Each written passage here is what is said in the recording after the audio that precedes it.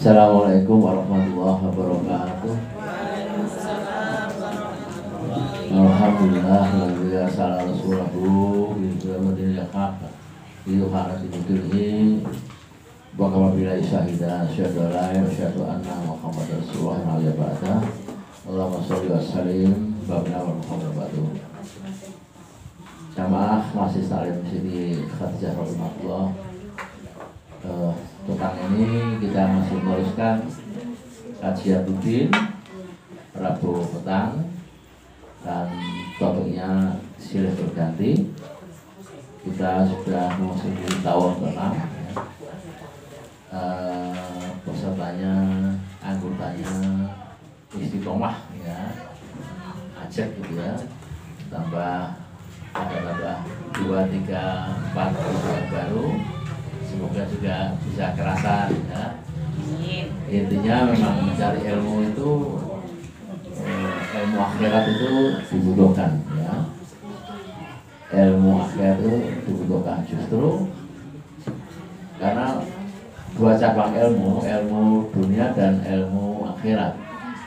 Ilmu dunia itu kita dapatkan mungkin cara masak, ilmu fisika, ilmu aljabar, matematika, BKK itu ilmu dunia. Artinya ilmu dunia ini hanya bermanfaat ketika kita hidup di dunia ini.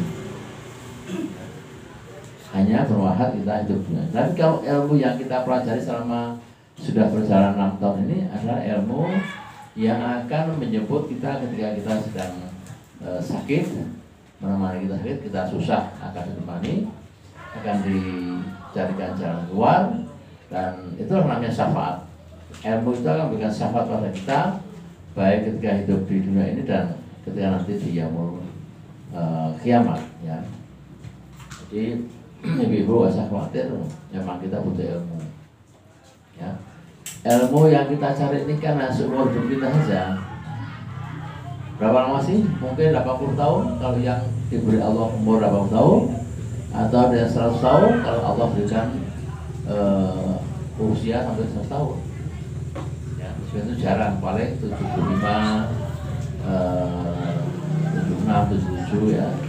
Syukur kita semua bisa usia panjang dan sehat dan bisa untuk belajar ilmu akhirat sampai nafas terakhir. Allahumma amin.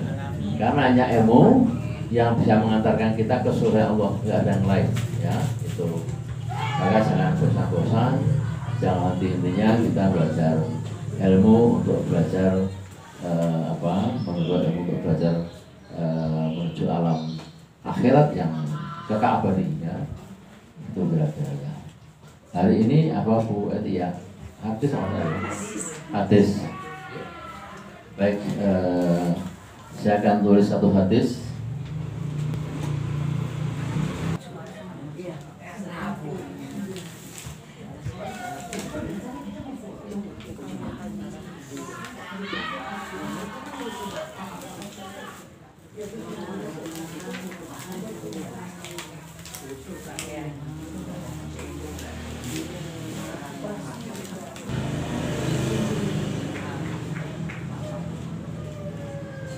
Bisa tulis nggak?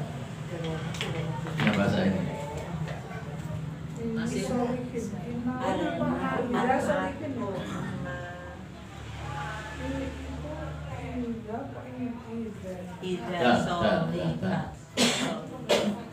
Tapi sandangan dulu Pak. masih telanjang Pak. Masih harus. Bu ini kemarin ngasih cadangan, bisa? Iya. Bu ini kemarin ngasih cadangan, sadar lagi? Asistennya ya, besok diajarin dulu toh Pak. Sekarang belum. Pak, gundul begitu kok aku susah ya. Teman bisa enggak ya? Enggak bisa tuh Pak. Bu guru juga enggak bisa. Pak, gundul Pak. Jangan tuh Pak. Jangan gundul Pak. Kasih rambut. Kasih rambut. Iya, kasih rambut. Orang lu gondol kasih rambut. Kata bu guru kasih rambut. Nah, itu bisa Pak. Insya Allah.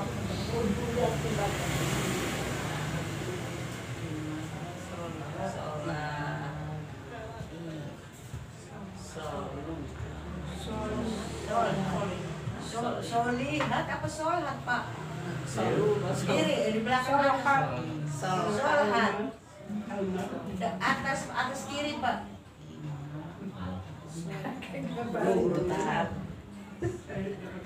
Lillah. Tulopon. Kak Ida berapa? Tulopon. Matanya berapa? Coba bisa Apanya berapa? Warnanya juga. Yang sampai itu. Di atas 3. Di bawah 3 ya satu kayak Pak. Ya nggak bisa itu terus bahasa dosanya. Mau terus bahasa dosanya ada yang almar'atu imatu bilad idza soluhatil biladu wa idza fasasatil biladu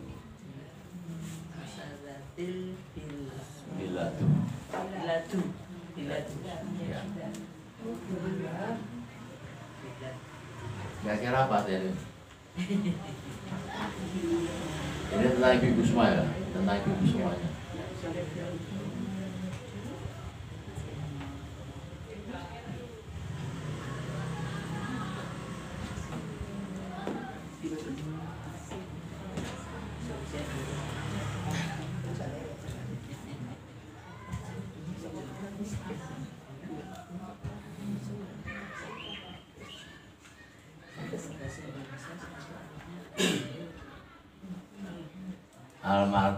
Almar'atu ibadul bilad idza suluhatil bilad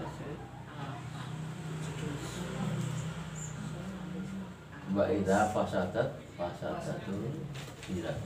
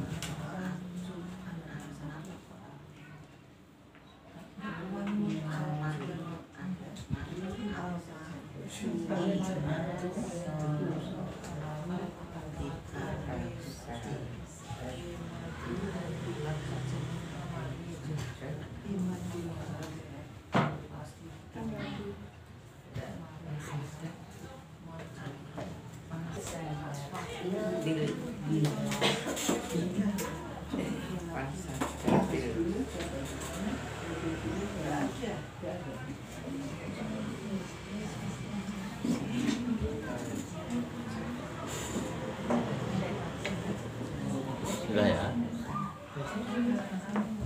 Jadi ibu sekalian yang dirahmati Allah, pelajaran hadis hari ini bicara pelajaran sore ini bicara tentang wanita, ya, wanita. Kalau ibu mendengar hadis seperti ini, ya, tolong ditulis. Ini bukan hadis, ini bukan hadis, tapi ini adalah pepatah Arab. Tulis ya. Judulnya hadis, tapi saya menegaskan bahwa ini menerangkan pelajaran hadis ini kita banyak orang mengatakan ini hadis, banyak orang mengatakan ini hadis, padahal ini adalah ungkapan atau pepatah dalam bahasa Arab.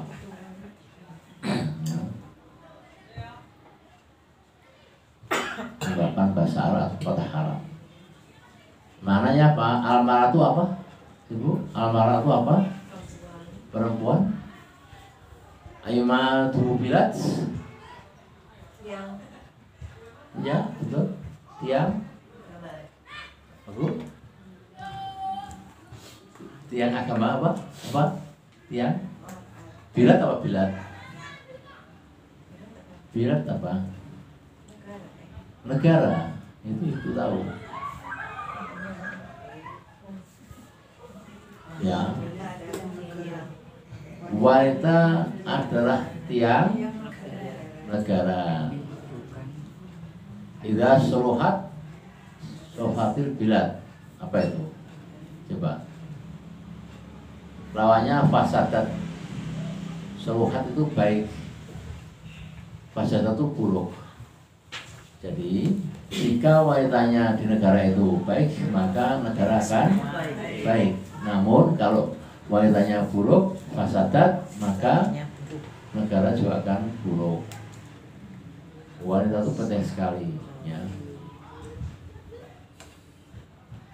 Nggak ada bapak-bapaknya tuh seperti ini, ungkapan seperti nggak ada. Ya. Jadi wanita itu tiang negara, ya. Bukan bapak tiang negara, nggak ada di situ. Bahkan nggak ada. Bapak tiang negara nggak ada. Kalau bapak biasanya adalah apa itu? Imam. Pemimpin, ya. Pemimpin. Jadi ini kata Arab, bukan hadis sekali lagi. Dan maknanya adalah wanita itu tiang negara. Jika wanita baik, sholat negara akan baik. Jika wanitanya buruk, maka negara akan buruk.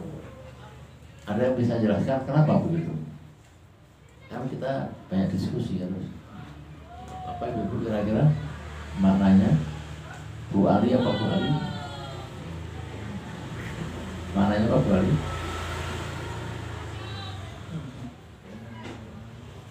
Kira-kira apa? Kok wanita? Pernah saya terangkan di sini loh. Fungsi utama wanita apa? Mendidik anak. Ya.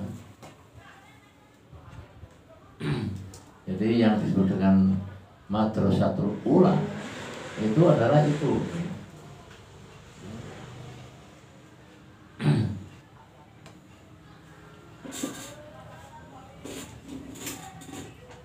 Umimu madrasatul ula itu berarti seorang ibu adalah madrasah awal anak. Ya, kalau ibunya nggak bisa mendidik anak, berarti ibu itu buruk, ya. Ibunya membiarkan anaknya bergaul dengan bebas, ya. Pernah nggak ibu mendidik anak SD itu merokok gitu? Ya, merokok. Anak-anak sudah sekolah ternyata nggak sekolah, malah jalan-jalan kemana-mana gitu, ya. Lihatnya anak SD, lihatnya film porno. Ibu pernah lihat nggak? Anak-anak SD lihatnya film porno, pernah nggak? Banyak sekali di sekitar saya ini. Ini di lapangan sini aja sering, Pak. Nah, itu. Berdiri di depan kalian merokok, vape apa? Apa itu pakai jet? Apa sekarang pakai apa? HP ini kan semua anak TK aja udah pintar mainan HP, ya. Di tasnya itu ada HP-nya, jadi kalau orang tua mau hubungi atau dia hubungi, dia langsung bisa telepon orang tuanya. Anak TK seperti itu, nggak di Ungaran, di sana di Konoha, ya. Konoha. Gitu. Dia pintar dari orang tuanya, dari kakeknya. Saya juga nggak bisa tuh. Cucu saya lebih pintar masalah operasional. Google itu. TV Google itu sekarang TV Google, ya. Saya kalau mau nyari apa gitu malah cucu saya SD kelas 3 itu mencarikan. Jadi aku mau berita TV One itu dicarikan, saya mau cari nggak bisa. Nah, ini bukti bahwa kita tuh udah kuper, ya, kuper anak-anak itu. Nah, kalau udah megang HP itu apa saja bisa dilihat. Lihat Google itu semua bisa dilihat. Gambar porno, ya, blue film, enggak, kekerasan, pembunuhan, perampokan. Waduh, ini fungsi ibu di sini, ya. Nah, bapak itu mencari nafkah dari ibu-ibu yang berkewajiban untuk mendidik putra-putrinya ini. Oke, kalau ibu nggak bisa dididik dengan baik, kira-kira sekian juta anak-anak itu nggak makan sekolahan, nggak mau sekolah macam-macam, justru mainnya gaple, merokok, waduh, main porno ya. Saya di media sosial tuh anak-anak kecil porno itu kan sedih kita. Ya. Ada satu SD SMP itu di Jogja Kota Bajar. Sudah waktunya pulang. Ternyata dua orang tuanya itu jemput merasa anaknya belum pulang. Tanya dia pada TU situ udah sepi. Ternyata apa yang terjadi? Anak-anak SD lagi perempuan di kamar mandi juga mundur soalnya. Masuk media sosial. Ya SD loh. SD SMP itu kan coba. Di kamar mandi berdua udah tahu seperti itu karena HP tadi itu pergaulan. Ya, jadi artinya filosofinya ini seperti hadis tapi bukan hadis ya, bukan Arab. Ya itulah kira-kira ya pelajaran ini bicara hadis tapi saya tegaskan ini bukan hadis agar ibu paham. Dan artinya bagus maknanya. Bagus. Kalau ibu yang ada bertanya silakan. Ada waktunya bertanya sebelum kita tutup karena nggak lama lagi maghrib, silakan.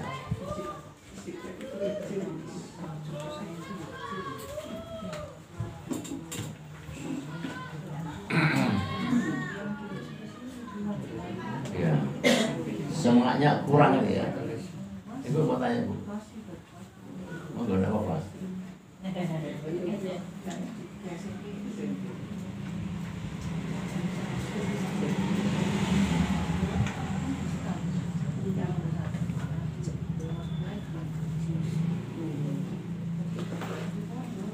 Karena nggak masuk ini menurun ini semangatnya. Tidak Pak, tidak menurun Pak, tidak menurun. Semua harus semangat. Tidak ada yang menurun Pak. Pada ini Pak, acaranya Pak, ini lagi keluar kota ya orang 7. Ya betul-betul halangan tuh Bu Ranto jaga suami, terus Bu Adi jaga cucu, terus Bu Ari masuk angin, itu loh. Yang 6 Jeng-jeng ke Batang, jangan lonco dia. Iya Pak, betul-betul mereka senang kok Pak. Buktinya aku udah ada aja mereka datang ngaji terus kok Pak. Oke, terima kasih. Iya benar kok Pak. Yang baru aja senang. Go.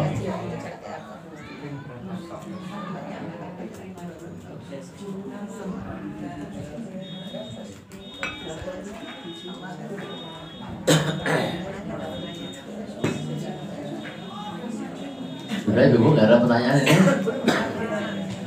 Sebentar Pak, mau tanya nenek masih mikir masih mau tulis sebentar. Tentang wanita dan anak-anak ya.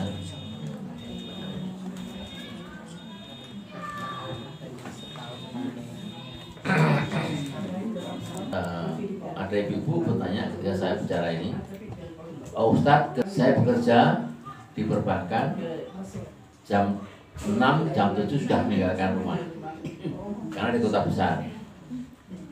Nanti pulang sampai rumah udah jam 8, jam 9 malam. Bukan jauhnya tapi macetnya di jalan di kota besar. Saya tidak paham anak-anak itu berangkatnya sekolah gimana, basuhnya gimana, belajarnya gimana. Karena saya pulang jam 8 jam 9 anak sudah tidur. Ketika saya tinggal dia masih tidur, ibu nih ketika saya pulang sudah tidur lagi. Hampir setiap hari. Saya ketemu mereka hanya tiap hari Ahad. Karena Sabtu perbankan juga masuk. Ini kan? Lalu gimana? Terus suami juga bekerja. Nah, sama pulangnya juga begitu. Yang istri pakai mobil dengan sopir, suami juga dengan sopir dengan mobil karena beda zona itu ya, hingga mungkin bareng nggak mungkin di kota besar. Hanya dengan pembantu. Berarti yang jadi ibu siapa ini? Jadi Pembantu. Pembantunya nggak punya pendidikan apa-apa, hanya bisa belanja, masak, nyuci, ngepel. Sehingga ketika anak itu belajar nggak tahu ya dia bukalah HP lewat sekarang AI ya. AI itu semua jawaban ada di situ. Ya. Nah sekarang dengan AI itu berarti dia belajar sudah tidak menggunakan akal, pikiran, tapi menggunakan teknologi. Kira-kira masa depan anak seperti itu gimana? Belum sholatnya, belum ngajinya, nggak diurus. Pembantu hanya makan, pakaian, macam-macam, tapi nggak belajar. Ini pertanyaan ibu-ibu, itu sama kepada saya. Saya menjawab begini, ibu ini, bapak ini kan pejabat ya, cukup uang. Sisihkan uang untuk mencari guru ngaji dan guru pelajaran baca itu, gurunya dibayar profesi. Guru-guru walinya tuh dibayar satu rumah, guru ngaji satu rumah, agar mereka sehari tinggal orang tuanya ngaji sama gurunya, belajar sama gurunya. Ya. Tapi ada satu aspek yang juga anak-anak ini membutuhkan, cuma nggak terpenuhi. Apa itu aspek apa? Kasih sayang. Hah? Kasih sayang. Kasih sayang. Psikisnya dia kehilangan. Kehilangan kehadiran orang tua. Ya. Hari Minggu dia karena pergi dengan orang tuanya, karena dia hari Minggu, hari Ahad hari itu. Biasanya orang tuanya cuma udah capek karena liburnya cuma Ahad gitu. Ya sehari. Ya, jadi setidaknya anak dididik oleh guru, bukan bantu, dan juga ngaji, sholatnya belajar dengan gaji yang dia terima. Itu mungkin cara ngatasinya seperti itu. Ya. Nah, mau sekarang kalau mungkin ada yang bertanya lanjut. Iya Bu. Ya. Pak, saya mau tanya, bagaimana pendapat Bapak tentang istilah Jawa yang perempuan itu swarga nulut neraka katut. Seperti apa? Iya. Pernah saya ajarkan di sini juga ya juga. Jadi kalau anak kan jelas tentang aktivitas usaha ya. Anak itu surganya dari itu doa kalau bapak ibu ya. Itu hadis ya. Kemudian wanita ini kemarin yang lalu saya ngajar tafsir ya ayyuhan nasu taqu Rohulati khalakum min nafsi wahidah ya. Jadi wanita itu tercipta dari diri yang satu, Adam, kemudian dari tulang lahir ya. Gitu. Kalau itu kita tafsirkan lebih jauh bahwa wanita itu ada di dunia karena suami. Maka wanita harus patuh taat pada suami. Ada satu riwayat ketika si Fulanah, wanita ya, itu bapaknya meninggal zaman Rasulullah masih hidup. Kemudian didatangi oleh saudara-saudaranya, tetangganya agar pulang karena bapaknya meninggal. Apa jawab Fulanah? Aku tidak bisa meninggalkan rumah ini karena aku tidak bisa izin suamiku pergi berjuang, kan? Pergi berjuang. Keluarga dan saudaranya tadi tangga itu marah-marah. Orang tua kamu meninggal kok nggak mau datang, nggak mau ngurusi macam-macam. Ketika orang-orang yang tadi itu akhirnya menghadap Rasulullah, ya Rasulullah, si Fulanah tadi itu dikabari orang meninggal nggak mau. Dia terus bertahan di rumah karena suaminya nggak ada. Yang betul itu wanita surga. Karena lagi. Kenapa? Karena nggak ada izin suami. Makanya ibu jangan biasakan tidak izin suami, mau arisan, mau dasawisma, mau belanja, mau ngajar ibu-ibu ya, mau kemanapun izin suami, cium tangan suami ya, cipika-cipiki, nah itu restu suami itu ya, itu ya. Jadi itu kalau seorang ibu itu patuh dengan suami, surga, ya, surga. Tapi kalau tidak patuh, buka PDW, wani suami berarti mencium bau surga saja nggak bisa. Tapi dengan ini suami adalah imam yang baik ya. Kalau suami pernah dulu yang tanya apa ya Bu Irwan apa ya? Kalau suaminya nggak benar gimana? Saya tanya dulu di sini. Kalau dia nggak benar nggak kerja, ngeloyor melulu, ngerokok melulu, dicangkruk di itu, nganggur. Ya, kalau nganggur masih bisa apa? Asal dia menjadi imam yang baik. Ya, nganggur. KDRT misalnya, ya, nggak pernah sholat, nggak pernah ngasih, keluyuran pulang malam, bau minuman keras, itu bukan imam baik. Maka dia tidak bisa menjamin surga. Ibu boleh berdiri sendiri, jalan sendiri demi Allah, demi Rasul, masuk surga tanpa suami. Ya, itu Bu ya. Kalau yang merokok katut, Ya itu, kita begini. Jadi hadis itu ya. Ketika tidak berusaha memperbaiki ketika suaminya masih hidup, kemudian suaminya ini tidak mengajarkan pada sang istri, ya, tidak mengajarkan tentang agama.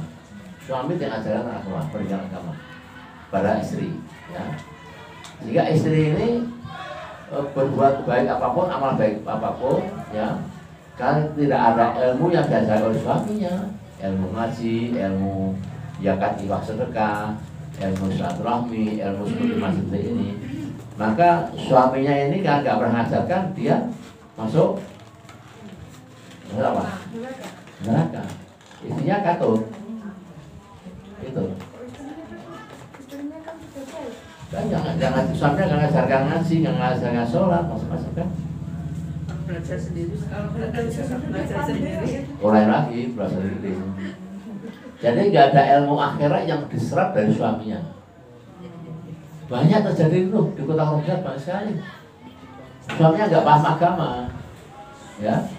Banyak nggak? Suaminya banyak paham. Banyak sekali suami nggak paham agama. Ya. Di kantor saya saja banyak suami yang tidak paham agama, nggak paham. Sholat yang benar bagaimana, wudu yang benar bagaimana, ya lah. Bayar zakat yang benar bagaimana, itu suami nggak paham. Maka ketika nggak paham itu, istri pun ikut-ikutan nggak paham. Ikutin, betul ya? Nah, kalau ngikuti ajaran yang sesat, ya nggak benar, berarti suaminya sudah neraka, dia katut. Ya, itu patah hati ya.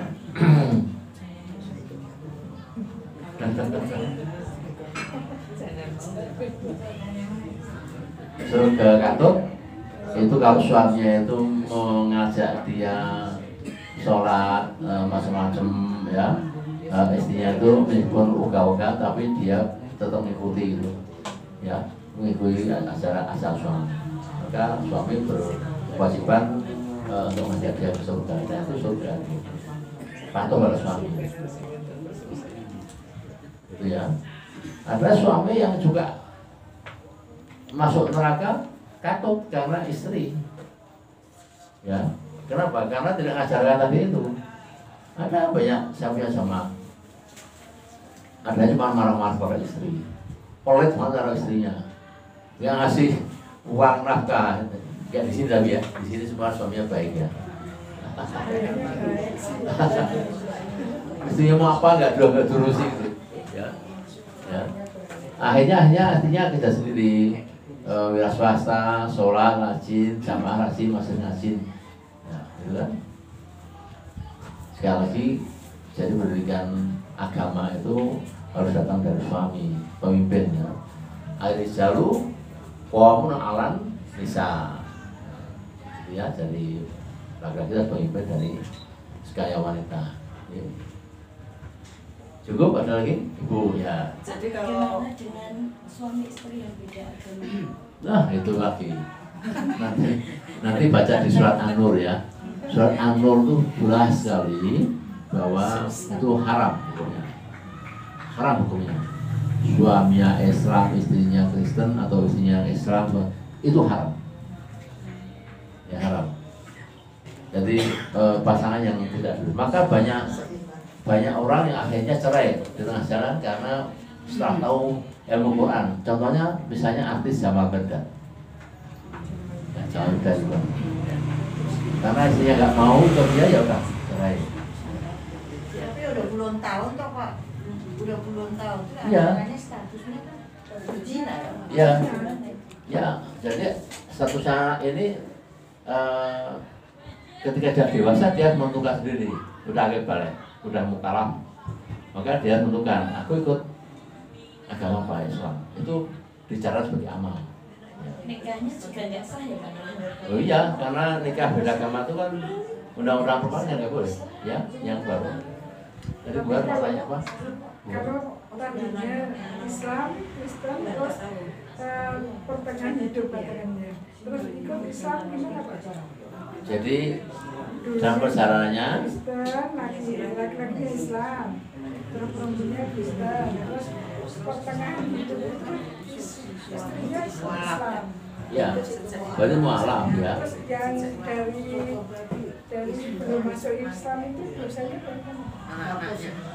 Dosanya selamat Kristen itu